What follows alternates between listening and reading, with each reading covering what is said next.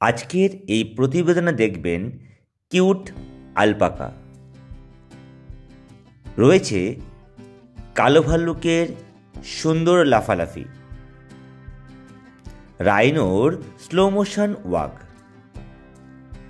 জাগুয়ারের রাজকীয় চলন, জিরাফের প্রেম নিবেদন, হাতির স্বাগতম জানানোর নতুন স্টাইল, আর পশুরাজ বাঘ।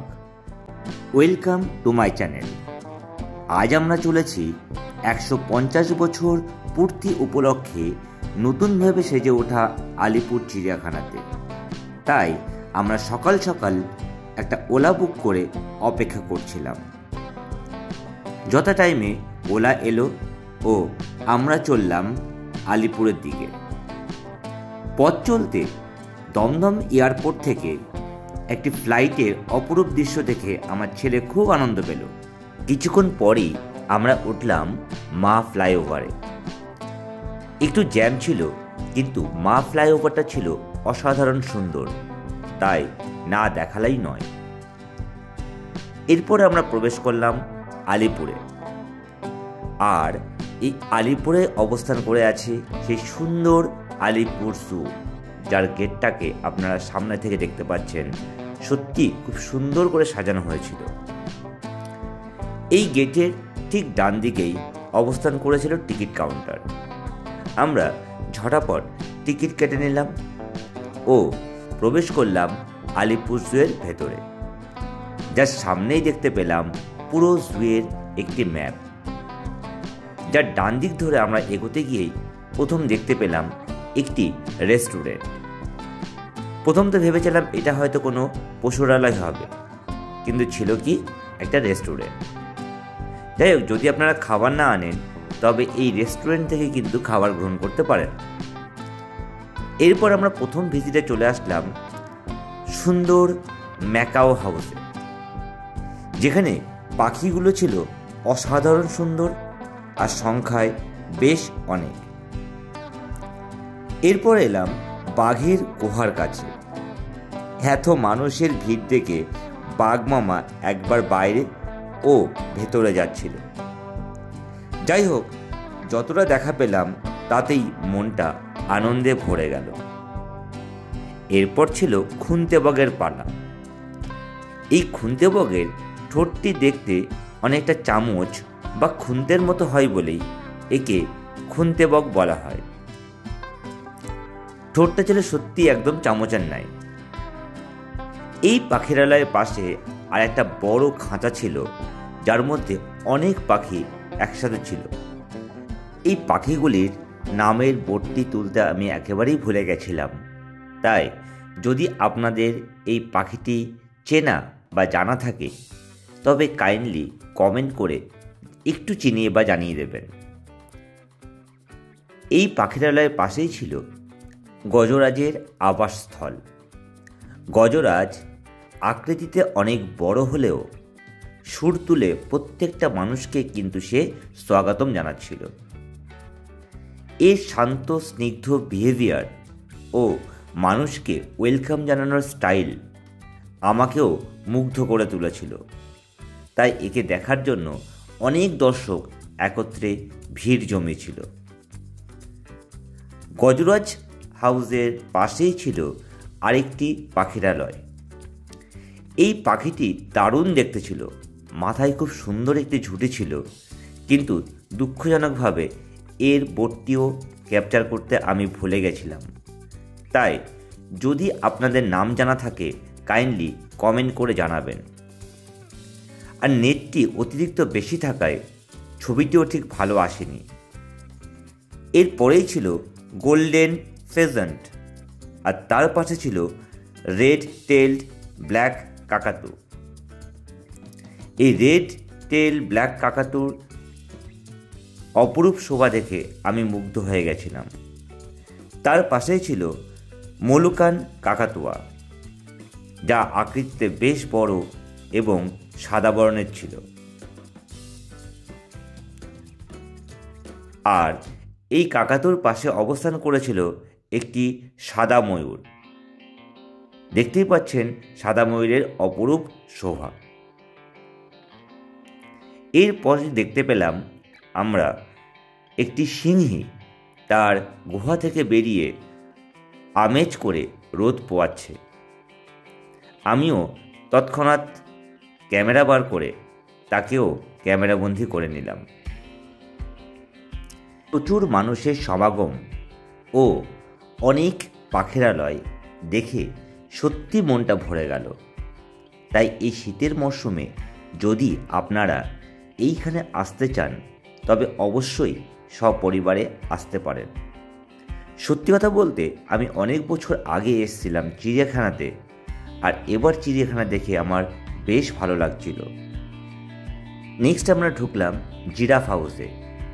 দেখুন, দুটি জিরাফ যেন দাঁড়িয়ে প্রেম নিবেদনে ব্যস্ত, যা বেশ অপূর্ব লাগছিল।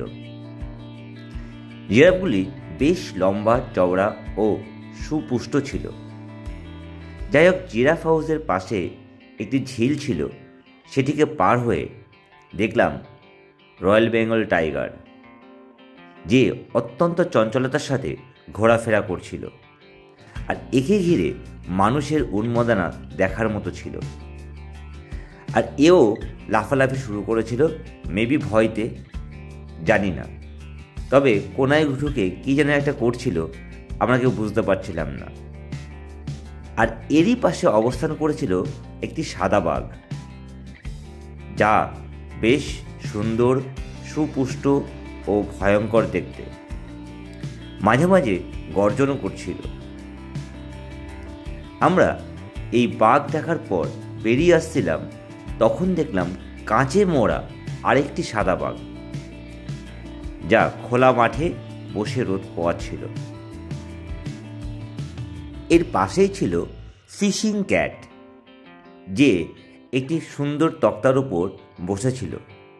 ভালো করে অবজার্ভ করে দেখুন এর আস্তে আস্তে ধীর গতিতে নামার স্টাইলটি, যখন তখন যাকে তাকে আক্রমণ করতে পারে। এর পাশেই রয়েছে লেপার্ড হাউস। আর লেপার্ডটিকে ভালো করে দেখুন, মেবি হয়তো বলছে, একবার ছেড়ে দেখ, তোদের বাইরে থেকে দেখা আমি বার করে দেব। তো যাই হোক, একটা থ্রেড দেওয়ার স্টাইলে বাবু কিন্তু ঘুরে বেড়াচ্ছিল। বেশ কিছুক্ষণ ঘোরার পর আমরা দেখলাম চারিদিকে ভিড় আস্তে আস্তে অনেক বেড়ে গেছে। মানুষের সংখ্যা যেন ধীরে ধীরে উপচে পড়ছে। আর চারিদিকটা ভালো করে অবজার্ভ করে দেখতে থাকলাম, না সত্যি ভিড় অনেক বেড়ে গেছিল। ইভেন আস্তে আস্তে দেখতেও কিন্তু বেশ কষ্ট হচ্ছিল। এলাম আমরা লেপার্ড হাউসে। লেপার্ডটিও কিন্তু বেশ বড়সড় ও সুপুষ্ট ও বেশ ভয়ঙ্কর। এই লেপার্ডটিকে দেখার পরেই আমরা চলে এলাম রাইনো হাউসে। রাইনো খুব ধীর গতিতে চলাচল করছে ও তার খাদ্য গ্রহণ করছে। আর যেহেতু শীতের মরশুম, তাই এ রোদ পোয়াতেও কিন্তু ব্যস্ত। অনেকক্ষণ হাঁটাহাঁটি করে বেশ খিদা পেয়ে গেছিল। আমার ছেলেরও খিদা পেয়ে গেছিল। দেখুন, ও নিচে থেকে খাওয়া শুরু করে দিয়েছে, যে মায়ের হাত ছাড়া খেতে চায় না। তো যাই হোক, এই শীতের মরশুমে আপনাদের সবাইকে এই আলিপুর জু ভিজিট করার জন্য আমি স্বাগতম জানাচ্ছি। 150 বছর উপলক্ষে এত সুন্দর করে সাজিয়েছে, আর এত সুন্দর পরিষ্কার পরিচ্ছন্ন করে রাখা, যা আপনাকে আনন্দ দেবেই দেবে। এরপর আমরা চলে গেলাম নকটার্নাল হাউসে, যেখানে কিছু গুহাবাসী অ্যানিমেল রাখা ছিল, যার মধ্যে পর্কোপাইন, ক্যামেলিয়ান অ্যান্ড কিছু সাপও রাখা ছিল। যাই হোক, অন্ধকার থাকার জন্য আমি সেভাবে ভিডিও বা ফটোগ্রাফিও করতে পারিনি, ছবি ভালো আসছিল না। তাই অগত্যা বাইরে থেকে ছবি তুলেই আমরা চলে গেলাম ক্রোকোডাইল হাউসে। এই ক্রোকোডাইলগুলি আকারে বেশ বড় এবং যে কোনো কাউকে ভয় ধরিয়ে দেবে। কি নিশ্চিন্তে চুপচাপ তারা রোদ পোয়াচ্ছিল। আর ঠিক এর পাশেই ছিল মাছ খাওয়া ঘড়িয়াল, যার মুখটা ছিল লম্বা। এদের দেখলেও কিন্তু বেশ ভয় লাগবে। এই ঘড়িয়াল হাউসের ঠিক পাশে অবস্থান করেছিল স্নেক হাউস। দেখুন, স্নেক কম আর মানুষের মাথাই বেশি দেখা যাচ্ছে। তাই আমি পুরো স্নেক হাউসটাকে, অর্থাৎ এন্ট্রি গেট থেকে এক্সিট গেট একদম রাউন্ড করে বেরোতে হবে। তবে ভিড় ঠেলে কয়েকটা সাপ আমি দেখানোর চেষ্টা করছি, আপনারা দেখতে থাকুন সেই সাপগুলোকে।